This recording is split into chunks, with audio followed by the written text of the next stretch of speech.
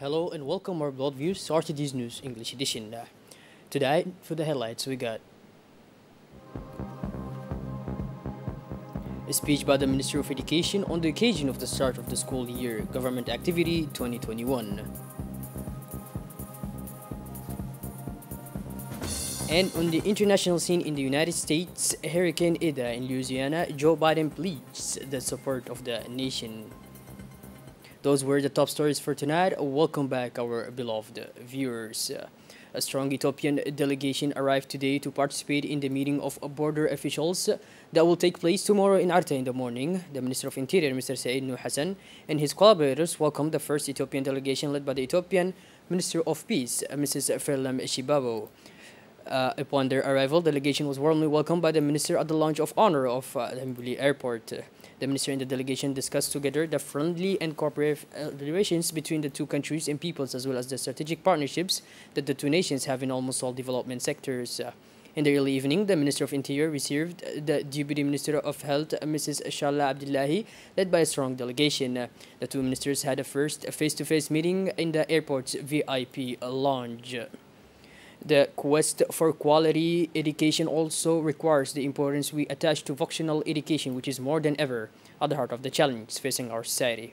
These were the words of the Minister of National Education and Vocational Training, Mr. Mustafa Muhammad Mahmoud, in his statement. The Minister did not fail to mention the major actions related to the quality of education.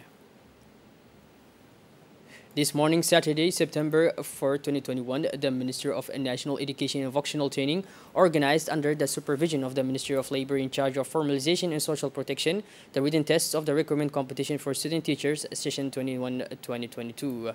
And the competition was rather tough. Among the 2,801 candidates, holders of a bachelor's degree were distributed in 4 sites, namely the Training Center for Teachers of Basic Education, Omar Agali Ahmed, Djibouti High School, Jama' Yusuf High School, and the Industrial and Commercial High School.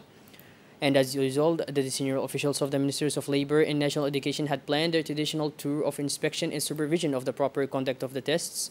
This year also, the Secretary General of Metra, Mr. Abdullahi Ali Muhammad, had made the trip along with the Director of Public Administration, Mr. Hassan Ibrahim Usman. On the MENFOB side, the Acting Secretary General, Mr. Muhammad Musa Yabe, accompanied by Inspector General Mrs. Muna Abdo, and the Directors General took part in the delegation that made the supervision tour of the various examination centers. As part of the cooperations between the Djiboutian Coast Guard and JICA, Colonel Wais Omar Boukhare, commander of the Djiboutian Coast Guard, presided over a signing ceremony from a memorandum of understanding on the preparatory study of the capacity building project on maritime safety and security for the benefit of the Djiboutian Coast Guard. Were present among others the Director of Military Relations of the Ministry of Foreign Affairs and International Cooperation, Mr. Mahdi Absebuha, the representative of the Japan International Cooperation Agency, Mr. Kaneda Miyusaki, the preparatory survey team leader, Mr. Uzumi Keta. This signing agreement is part of the continuity of acquisition of 2 patrol boats of 35 meters and a floating pontoon of 35 meters for the benefit of the Djiboutian Coast Guard.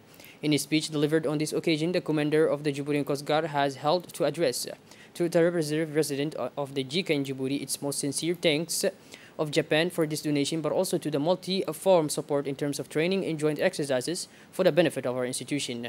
Taking the floor in turn, the resident representative of JICA stressed the importance of this cooperation project for the Djiboutian Coast Guard to strengthen its capacity.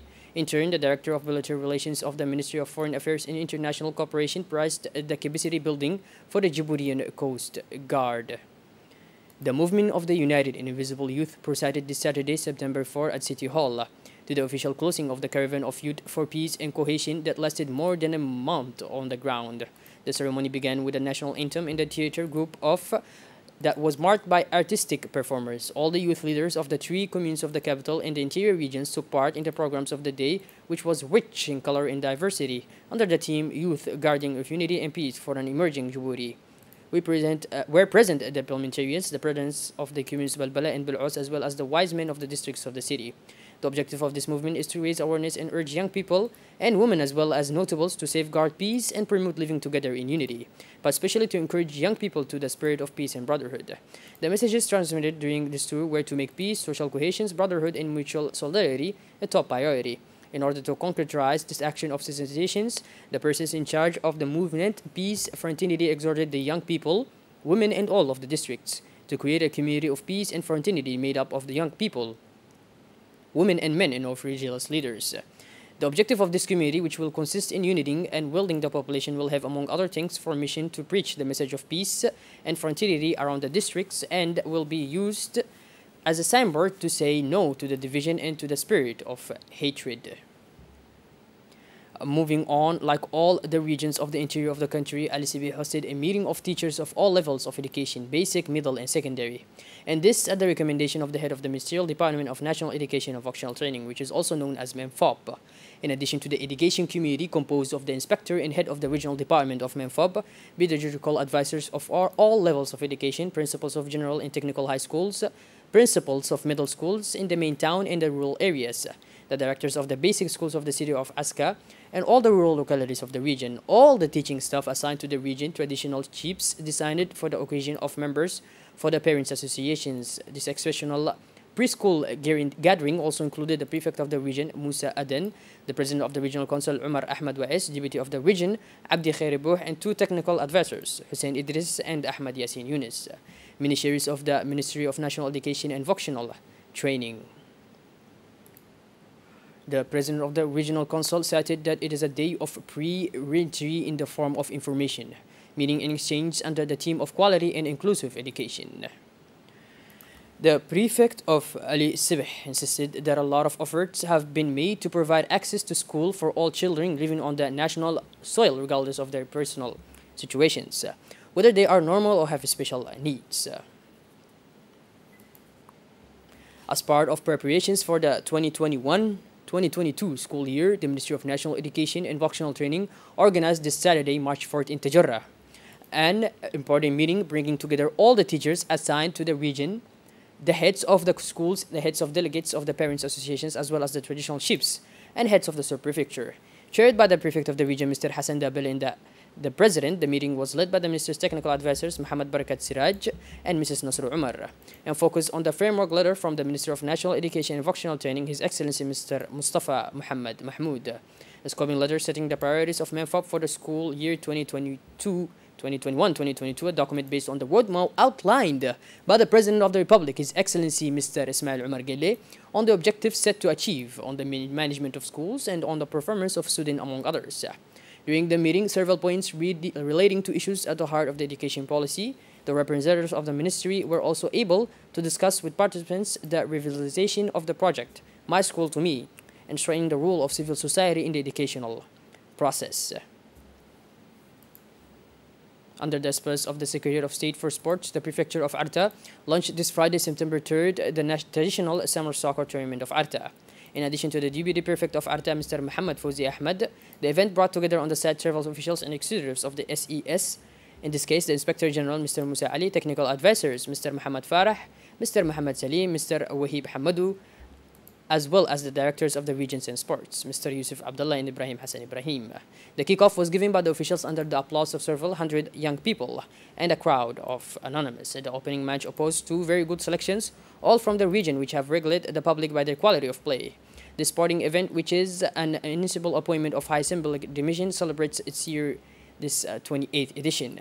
It should be noted that this meeting within the framework of the summer tournament is part of the objective to promote sports performers in general and soccer in particular in phase with the action plan of the Secretariat of State for Sports. Moving on towards the international scene, Joe Biden visited one of the sites most affected by Hurricane Ida, La Place. On Friday, the storm has been incurable, not just here, but all along the East Coast, said the U.S. President. After devastating Louisiana as early as last Saturday, Ida, downgraded to the tropical storm, continued its path across the United States and on Wednesday dumped torrential rains on New York and New Jersey, causing even more deadly flooding. A cholera epidemic has claimed 104 lives in Niger, among 2,874 patients reported in 6 regions of the country, including the capital, Niamey, the Minister of Health announced on Friday, 3rd September. As of 1st September, the death toll has risen to 104 out of 2,874 patients and a case fatality rate of 4%, according to figures published on Friday by the Ministry of Health, Epidemic Surveillance and Response Secretariat. The age group between 15 and 37 years is the most affected by the epidemic, says the ministry, which announced the extension of a dozen outbreaks out of 28 active across the country. By this, our beloved viewers, we conclude this edition. Thank you for being with us and make sure to stick around for more. Have a blessed evening. Thank you.